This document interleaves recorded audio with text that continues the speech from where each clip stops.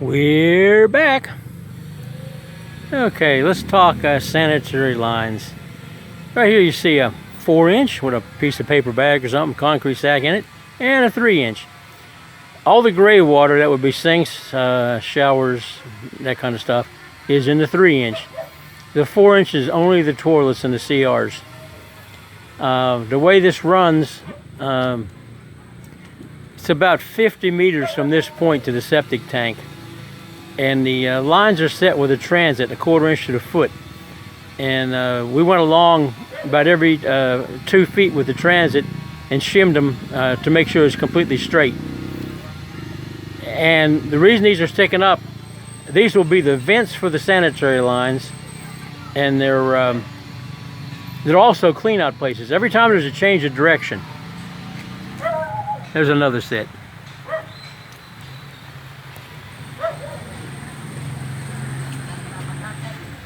And it's going to pour down rain.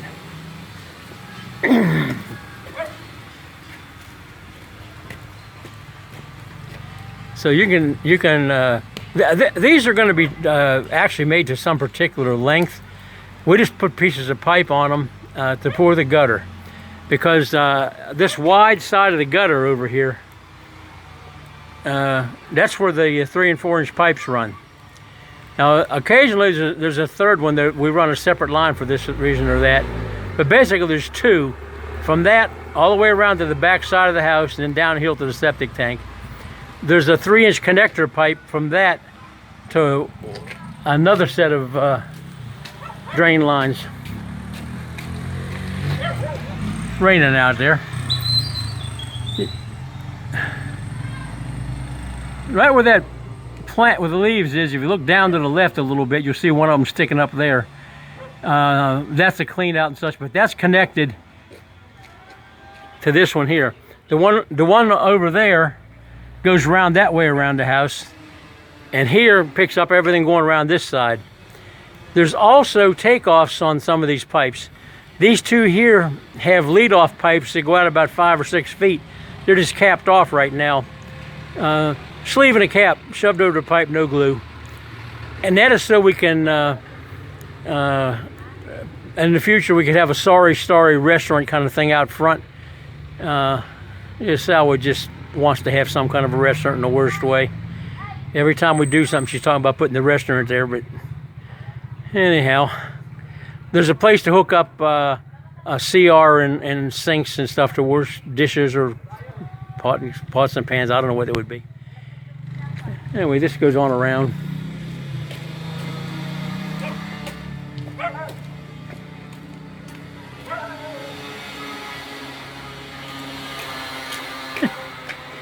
Well, hey, we're doing the gutter.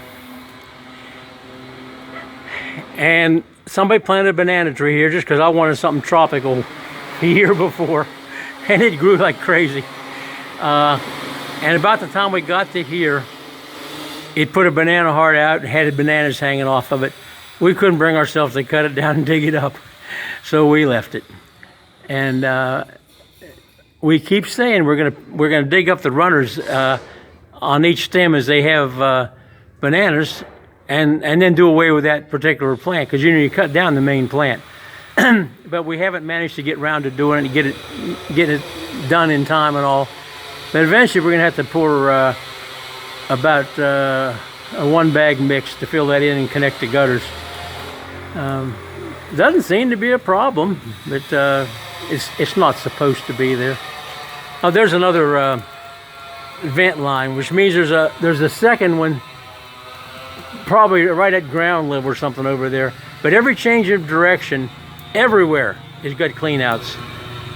In the house, there's 6 bathrooms and be 7 toilets altogether down that. They're all on one floor. There's none on the second floor.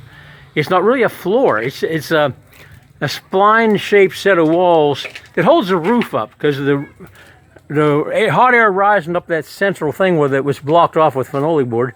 That is the cooling for the house. It's cool up there now with the phenolic board in the way. It'll be really nice once we can get that out of there. But I need it to form up some stuff, so it'll be going.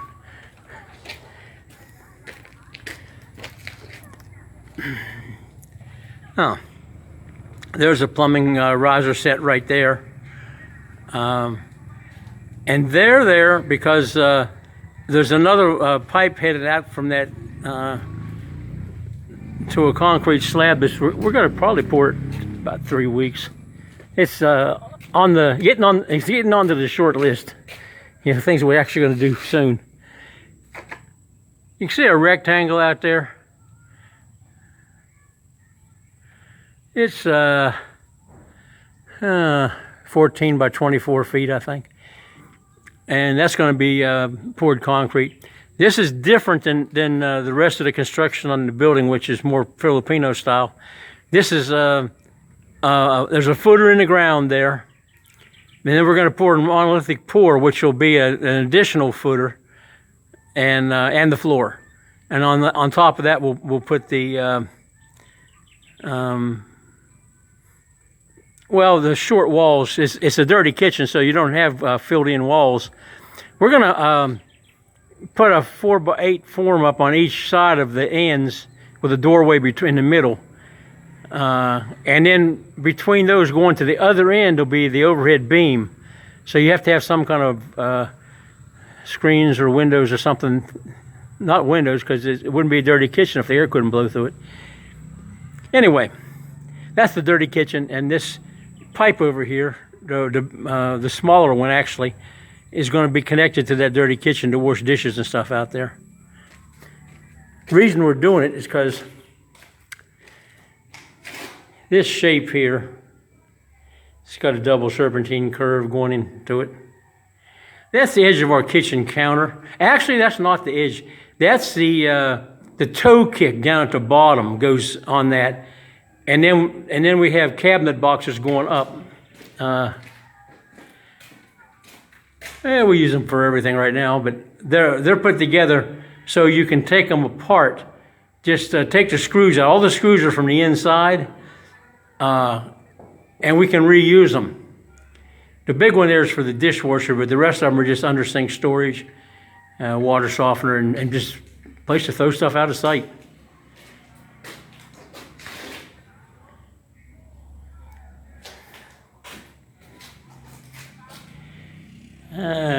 One, two, three, four. There's only 4. Looked like a bunch. There's 4 pipes here. Those are for under the kitchen sink. One of them goes down to a T, and it comes out to under somebody's bed there. That's for a kitchen island that sits out in the middle of the thing. That one's not filled up with concrete because we have to find a piece of 8-inch plastic casing to put down through it. Because up above that in the ceiling, there you go. Hey, we can see that. There's concrete poured over that piece of plastic there, but we have to put a hand pump well down through here. So it's going to go right through the top of the kitchen countertop. And we have these gas burners like you use for street vendors. And there's 6 of those, 3 large, 3 medium, and then 2 small ones, but they're going to be taken out of one of the regular stovetop things that everybody uses for a kitchen. We're just going to take all the parts out of it because that way every fitting will fit, all the threads will match up. There's about 6 or 7 designs on the burners, some with holes, some with slots. Haven't decided what I want yet. But anyway, under one of these big burners, if you lift the burner out, that's how we're going to drill the well through the existing counter and connect it up. And then we can make a cover plate for this, the top and bottom. If we ever have to pull the pipe up, then we'll have to be able to get into it. Once we know where it is, all we really need is a piece of 6-inch pipe with a cap on it and fix it so they'll be able to trip over it upstairs. We're at the stage of wiring where a couple little wires there. 1, 2, 3, 4, 5. There's five showing.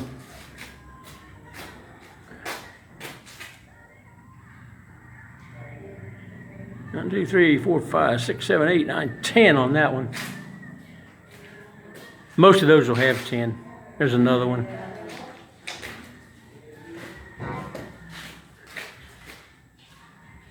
These ones over here are larger wire because there's two convection ovens on that one. And this has got two induction cooktops. And the wire feed for the microwave oven. There's a microwave oven up on the wall above the counter. It feeds off of that one there. And we just ran heavier wire for that because we were running wire. It's hard to get it back out of the pipe without damaging it. It's not really hard to put it in. It went in pretty good.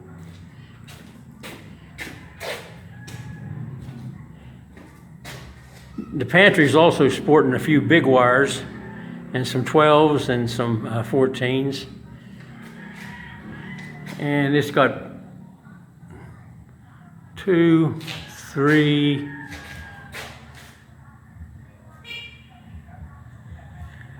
4, 5, 6 sets of receptacles. These are the cover plates for the receptacles. Those we're using US receptacles because the plugs don't fall out of them on the floor. There's 3 bolts you can use on a receptacle, plus one in the center for the normal plastic cover. Some of them are drilled for all 3. Some are drilled just at the 2 top and bottoms where it has to be neat. The corner gets a number 10 anchor in the wall, number 10 screw size, and we use these stainless anchors that are split with a tapered plug inside and knurled. I'm sure you could pick up a good-sized car with just one of them, but this will have 4 in the corners. The boxes in the walls,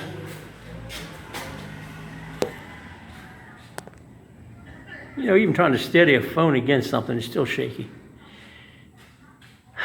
That was like 3 pieces of 3/4 phenolic board set into the hole when they rendered the wall. And then we just took a hole saw, cut a hole out of it, and then a chisel up and down, and it came back out in pieces. Up here, there was a block in the ceiling that pipe came through when we poured the floor. Basically, it's a piece of cocoa lumber. You really want to use cocoa lumber because it'll disintegrate for you. You have to get it out. It'll come out, but you take a screwdriver and pop it out in shards. There's a couple rebars there that we just decided that we would run them up and bend them over in the floor because they didn't do anything down here. There's like 26 rebars in these columns. This right here, that's not a column. That's one corner of a column.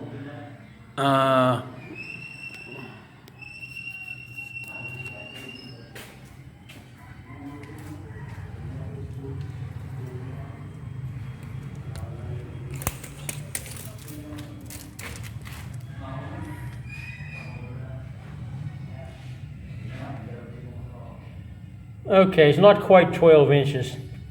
So it'd be 12 on each side. The other side of the wall got the same thing. That'd be 24. And then 10 inches for the wall would be 34 inches of, perpendicular to the wall. And then 11 and a half to this wall. And the same 11 inches of wall thickness. But this is only 7 right now because there's no render on it. And then we got 7 in here. So 7, that's actually 11 and a half. That's 18 and a half inches plus the 7 inches of the wall, 25 and a half inches. So the column is a rectangle.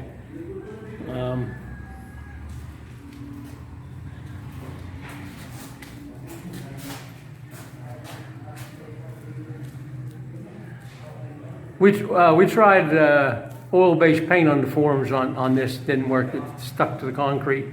Came right off the forms. Waste of time. But you learn by doing. All these holes in here, they're the reason we're rendering the house. Obviously, the concrete could have been painted or just skim coat. Like these ceilings, there wasn't any pipe holes in them, so they're just skim coated. You know, comes out pretty good. That's the first coat of skim coat. It's supposed to get 2, but I don't know if we're going to put the second one. We're old people. It's all right. Anyway, this piece of plastic pipe is 7 inches long, and you got a form on either side. And then we used 1/2-inch threaded rod with a nut on each side. Went through the outside part of the form, not just the facing. And 3, 4, 5, 6, 7, 8, 9, 18, 20, 22, 24, 26 through bolts on this short piece of wall here.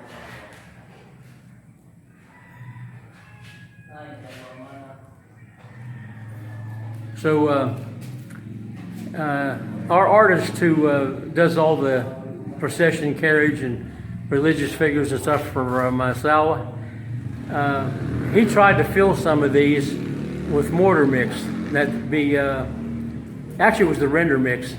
It's 4 sifted sand to 1 cement. 4 bags to 1 bag. And in about 3 days, they were sticking out 3/4 of an inch on each side. Somehow the temperature changed, they walked. So we decided that we'd have to do something better than that. And the outside of the house is just as full of them as this is in here. And all these walls, everything in the building except the floors had those pipes sticking out. So we put this 2x2 welded wire mesh. It's spaced just like the ones at the stairs we got a video on. 7/16 ordinary nut, a fender washer in the corner where the screen would go, another fender washer on the outside, then a small washer, and then a 2-inch concrete nail. It goes into a 4mm hole drilled into the wall about 1 1/4 inches. So you knock it in until it's about flush, against the washers. And that spaces the wire out, and they're about 18 inches on center. Now this wall here's got that, but we started out because we had all these holes, like on that over there, just full of holes.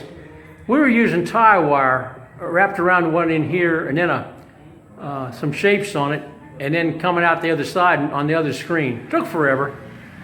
And we had a place that had a bulge, and we come up with a washer idea for the bulge. And after that, everybody just looked at it and smiled and said, that's the way to do this.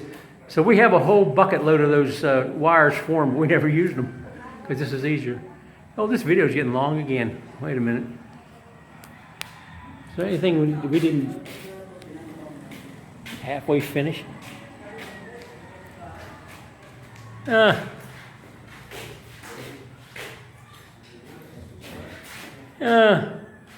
We weighed these small windows, they weighed 65 pounds apiece.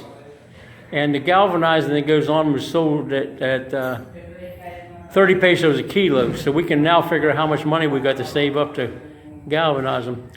Anyway, this video is long enough. Anybody's still there, I'm turning it off.